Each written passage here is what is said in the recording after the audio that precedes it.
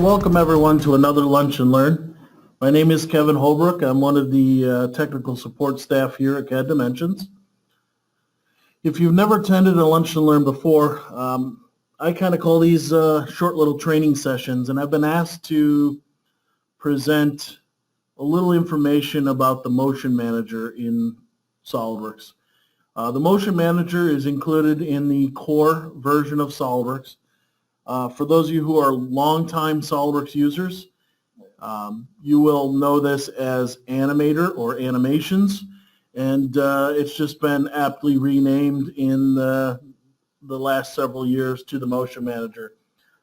Today, what I want to cover is really some basics of navigating. We're not getting into any serious motion with us having only 20 minutes to a half hour, but what I want you to feel comfortable is the interface of the Motion Manager and making some simple choices as to how I work with and navigate. Now, there's a lot of power here. We can do some fairly high-end animations, but we need to understand the interface to get to that point. Now, if you have any questions during the session, if you could just post them into the questions section of the GoToWebinar window, I will handle those at the end.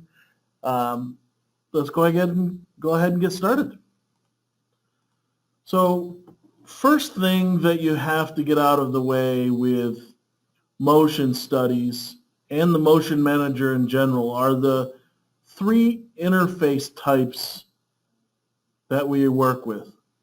Now, when I say interface types, I don't mean that the interface, the Motion Manager is different, but what it will solve for is different. So these different study types are built into the software so that if you select animation, basic motion, and motion analysis, you essentially get different solvers, different methods for calculating the result of what you're studying. The very lowest of those levels is animation, essentially allowing us to change appearances, positions, add motors, and do some basic presentation of my CAD model. The next step up of that is basic motion. Again, it incorporates motors, but adds things like springs, contacts, and gravity. The difference between animation and motion is it accounts for the mass of the parts themselves. Okay? Once we account for the mass, we get some different results in interactivity, gravity. I'll show you some examples of that today. And then we go up to motion analysis. Now, motion analysis is only included in the premium version of the software.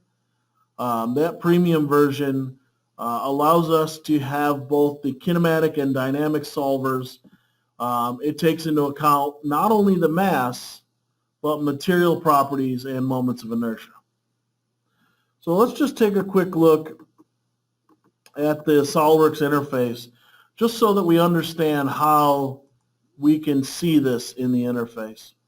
Now, on the bottom of my file area in SOLIDWORKS, we have a couple tabs that are starting to be built up over the years. The first is one we're used to all the time, which is my model tab, where I'm seeing, my feature tree and so on. But the second was added in the last few years, called 3D views. What this does is open a pane at the bottom. The one we're looking for today is the third one. It's called Motion Study. Now, when I go to Motion Study, this is the old Animator product. It brings up the interface we call the Motion Manager, and this is where we're going to set up the different motion study types. Now, if you don't see that Motion Manager, if you right-click where you typically would to turn on and off toolbars, at the very bottom is the option to turn on or turn off the Motion Manager. You may have some instances currently where things are turned off where you don't want them to be. So I think it's something that you'll have to watch out for and make sure it's there. Now, when I talk about the different study types, I mentioned taking into account mass, going up a level. That's done through this pull down here. Now, by default, if you only have the core product, if I pull down the study types, you're only going to see animation and basic motion. Those are the two levels that I just outlined. If I have my add-in for SOLIDWORKS Motion turned on, which is in the premium, then you'll notice it also uses the same interface to add some functionality to the Motion Manager. Now I'm going to turn mine off. This is not part of this presentation today to talk about the actual motion analysis tool. What we want to focus on is the Motion Manager and the interface for the Motion Manager. Okay? I'm going to just pull this thing out a little bit so we can see more. Now, what do we have available to us for the Motion Manager? First of all, things that we can modify. A good way to get an indication of what we can modify is just to expand using the arrow below a component here. This gives us an idea. We can move components, we can explode components, we can change appearances or adjust mates. Those are generally the things that we're going to do to modify or to make changes to create an animation. And they're very simple to do. They're done through something we call keys. And you'll see, even with a basic part that I just opened up, that there are several keys listed. Now these keys are just diamond shape. What these are essentially settings at a certain period of time. Now there is a time bar. You'll see this gray bar that sits as part of the Motion Manager. If I were to drag this bar, essentially this is setting the time that I want to make the next change. Okay? So let's just do something simple just so you can see what it looks like when you make a change. So I have this swivel cap, which I have highlighted right now. You can see, let's select something a little bit larger. The swivel in the center here. If I were to expand that, you can see I have the appearance icon. If I right-click anywhere in there, I can select appearance. And here's where I might want to do things like changing the color. I'm just going to change this to red. And watch what happens when I select the red and I say OK. You'll know immediately that the software has created something in the interface that goes all the way up to the point in which I had my time bar. Now what these things are called are change bars. These lines represent what is changing, and the keys at both ends represent what it is I actually changed. This bar tells you the time frame of the change. Now it automatically placed a key over the swivel here, you can see, at that time bar mark. If I mouse over it, you can see what the key includes. You can see that there's a change in appearance and it equals red. And if I go to the beginning of this, okay, there is no appearance assigned, so it's gray, whatever the default is. So I'm changing between the 0 second and the 8 second mark. I'm changing the color. Now if I were to collapse the swivel, I will still see the change bar. So you'll see it kind of in two spots. One showing that the appearance change, it's an appearance change versus a different type of change, hence the color. Okay. Now if I were to just hit play on this thing, let me play from the start. There's little VCR-like controls in the upper left-hand corner. Play from start moves the time bar to the beginning, and it'll allow me to play. And you'll see that the part slowly and gradually turns to the color that I specify. Okay? This key and time bar or change bar is what specifies how quickly that change occurs. Now I'm just going to jump back to my PowerPoint for a second. I want to talk about the different symbols that you're going to see within the Motion Manager. And we're going to go through and create a lot of these here in the next 10 or 15 minutes, just so you can see what it looks like. But the colors and information that you see in the Motion Manager timeline help us to understand what it is actually happening during that time frame. You can see here in the middle the appearance time change bar that we were creating. Includes visual properties. You got color, transparency. Those type of properties are managed with this. But we also have motion like movement. And now parts can be moved manually, or they can be moved because they're mated together. Okay, well, let's take a look at what that looks like. Okay, so again, if I want a movement to occur, all I have to do is move the time bar to where I want the movement to occur, and then I have to physically move the component. Okay, if I select a component that has movement, I can go ahead and drag and move it. As soon as I let go, you'll notice that it went ahead and put a change bar between the time that I created and the initial for the head, and it's green. And that green color means it's driving. Okay, I mean it might be driving other components. If I play from the beginning here, oh, doesn't want to work here. All right. There we go. You can see that not only does it move, but it only moves during that 0 to 4 second motion. Now, the feature tree in the Motion Manager is very similar to the feature tree that we're used to working in when we're modeling. You have the full tree. You can collapse it. I can scroll up and down. There's even a mates folder. Well, you'll notice by just adding a movement to the head that I also affected several other parts. Okay. Now let's just refer back to my slide here for a minute. We have created driving motion in a part, which is indicated by the green color. And you'll notice just below that is driven motion. So the ones that are yellow are components that are moved because I moved the swivel head. Now they move because we have them mated together. And when I mate them together, obviously things move as if they were mated. Okay. Now at the bottom, you'll notice a mates folder. And if I expand that, you'll notice this brown line kind of in the entire time frame for my motion.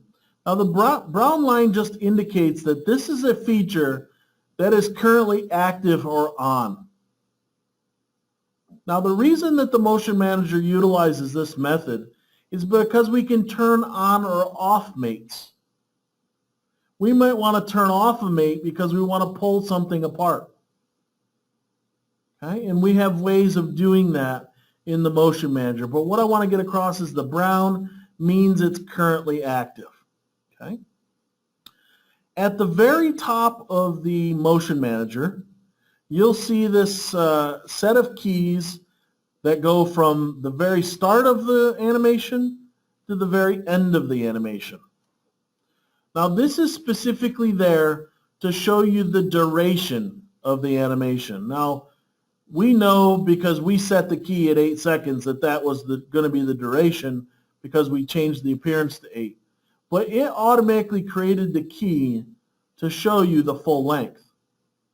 If I wanted to extend the animation out further, I could grab the key with my left mouse and drag it out even further, making my animation even longer.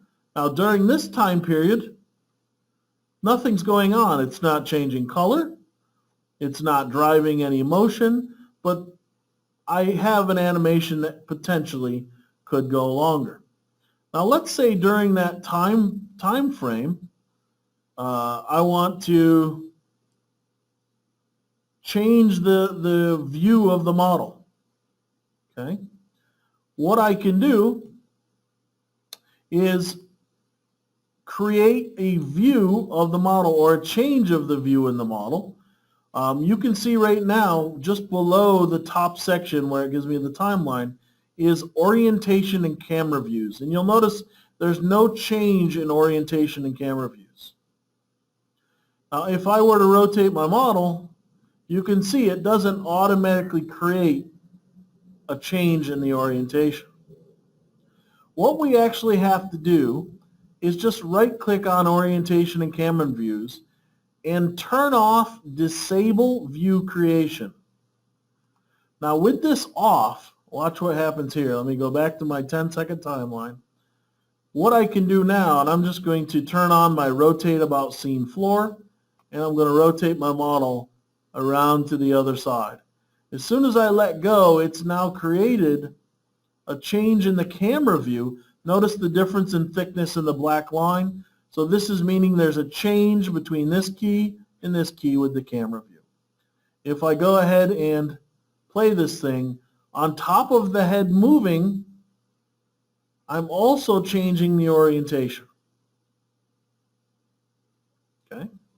Now, the part about this that gets a little tricky for learning the Motion Manager is the ability to understand that if this thing's off and I do anything to the model, it's going to make an adjustment.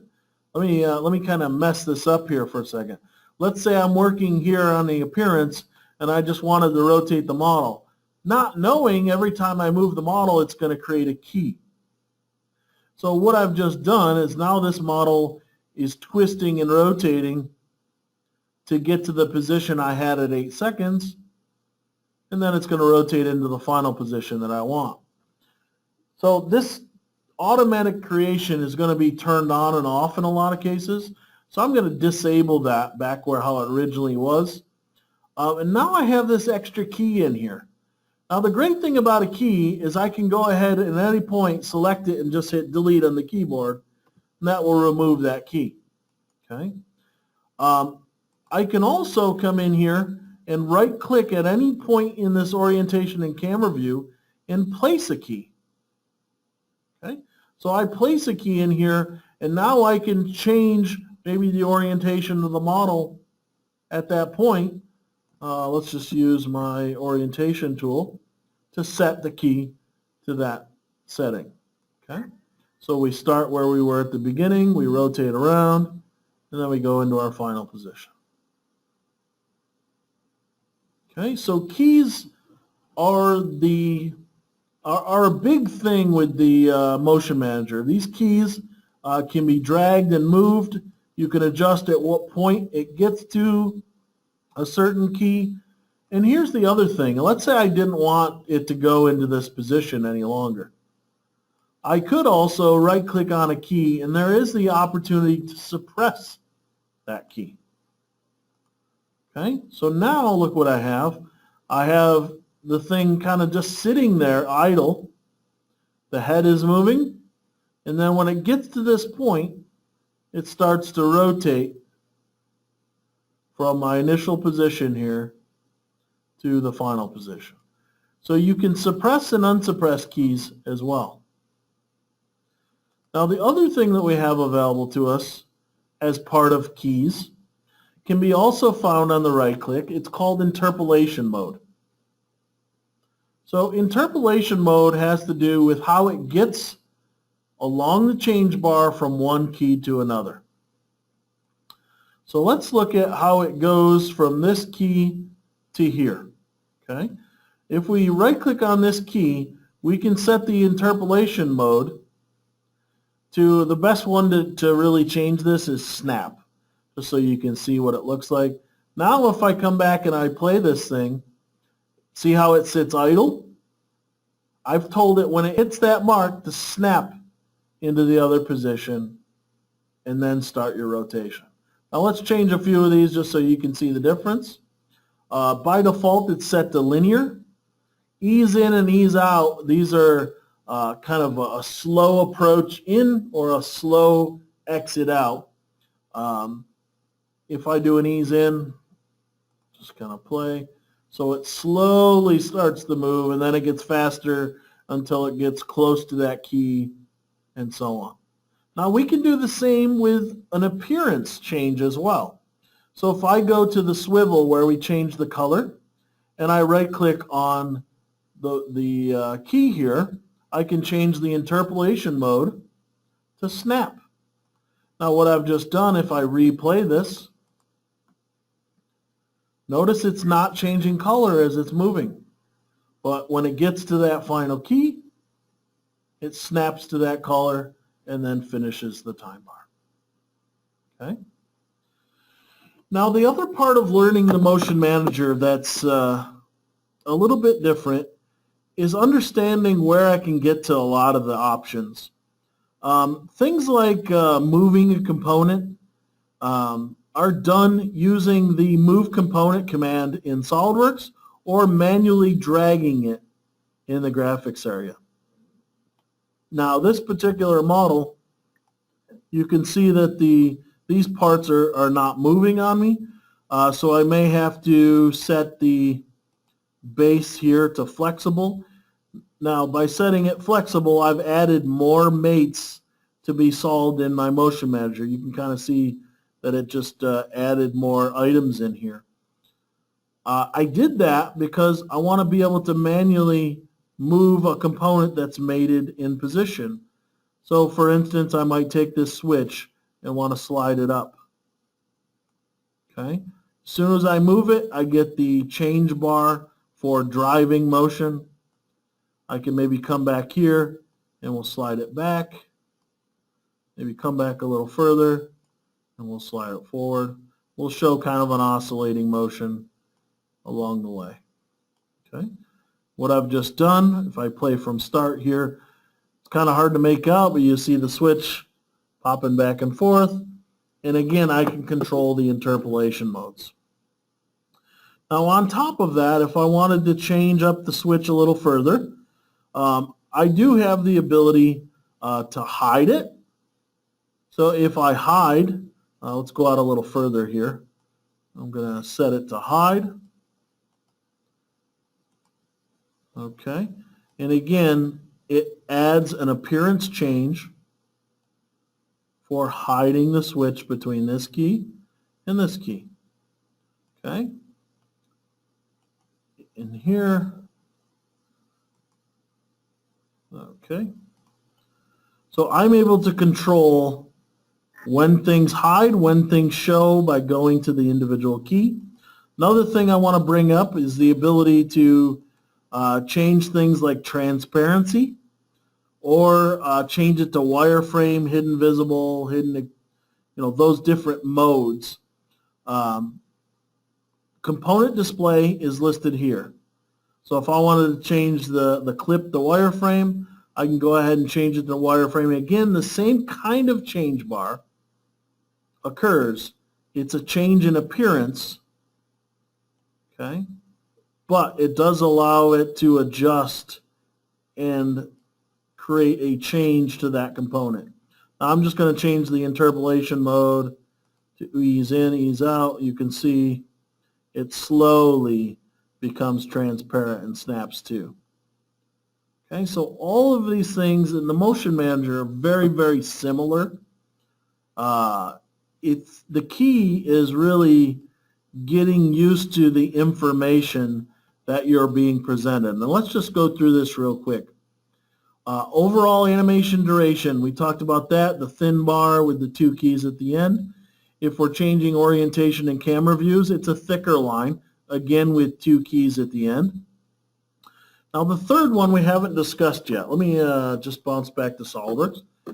Right now when I play my animation, it's actually moving the model and showing any orientation and camera view changes that I have. If I wanted to, I could just right-click on orientation and camera views and disable the playback of those keys. So it makes those keys in that change bar look suppressed, kind of like we're used to in SOLIDWORKS. Now if I play this thing, you'll notice it doesn't change the orientation. You can see my switch kind of bouncing back and forth. and it made the change to the head movement as well.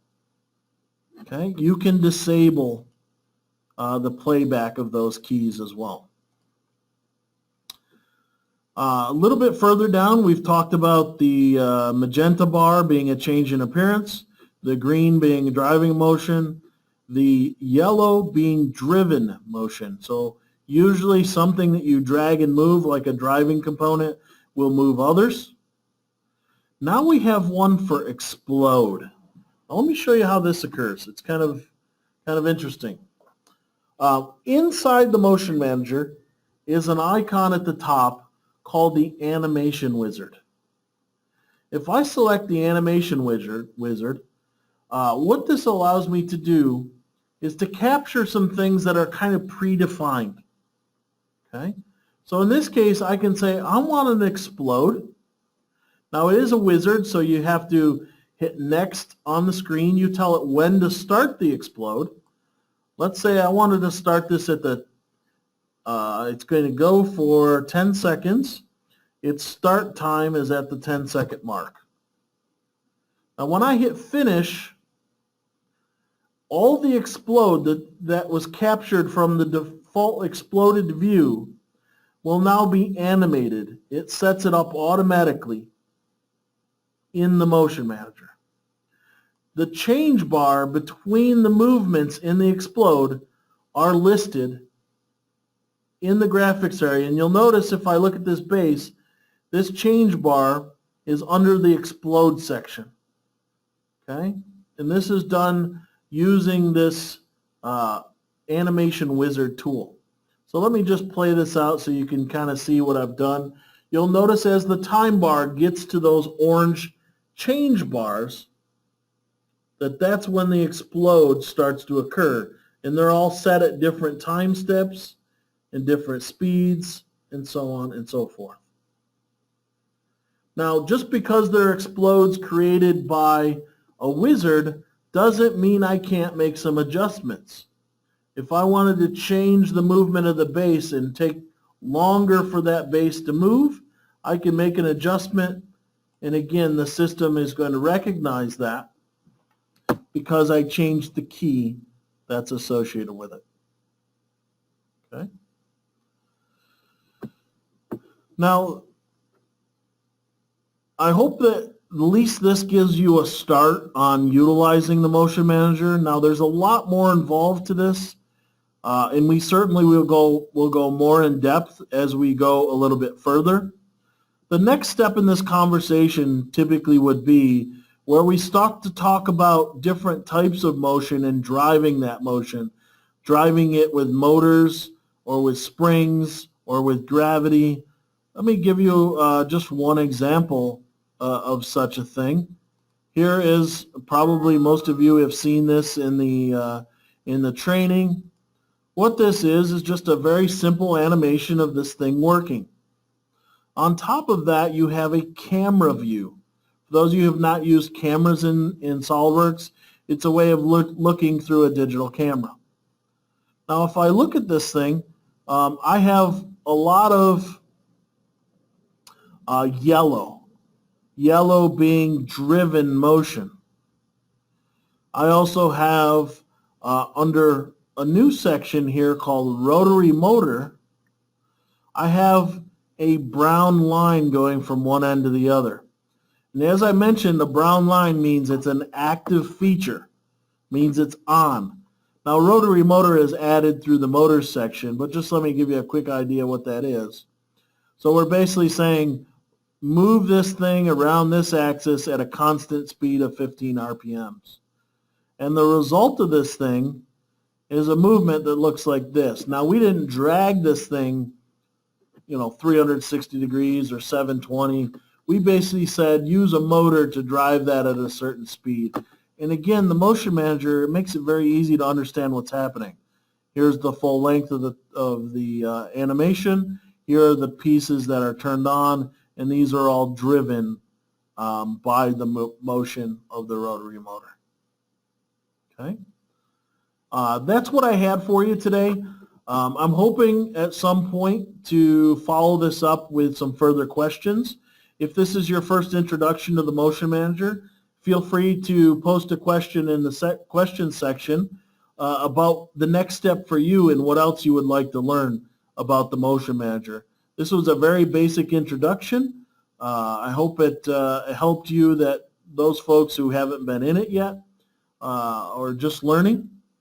At this point, let me see if we have any questions here. Okay, doesn't look like we have any questions. I'll keep watching these. If you have any questions, I'll answer them. Otherwise, you have a great afternoon. Take care. Don't forget to check us out on YouTube, Twitter, Facebook, and our blog for more great content by clicking on the links in the description below.